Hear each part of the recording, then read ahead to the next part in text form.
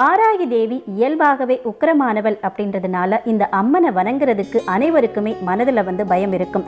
வீட்டில் வாராகியோட திருவுருவப் படத்தை வைத்து வணங்குவதற்கே பயப்படுவாங்க. ஆனால் நம்ம எல்லோரும் நினைக்கிற அளவுக்கு வாராகி அம்மன் கோப குணத்தை கொண்டவங்க கிடையாது.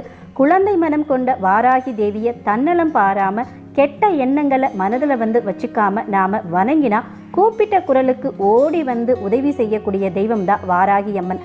வாராகி அம்மனை யார் கும்பிட்டாலுமே உடனடியாக பலன் கிடைக்கும் அப்படின்றது நம்ம அனைவருக்குமே தெரியும். ஆனால் இருந்தாலும் கூட இந்த 4 நபர்கள் வாராகி அம்மனை மனதார வணங்குனீங்க அப்படின்னா உங்களுடைய குரலுக்கு உடனே ஓடி செவிசாய்ப்பாங்க வாராகி அம்மன். அந்த 4 நபர்கள் யாரு?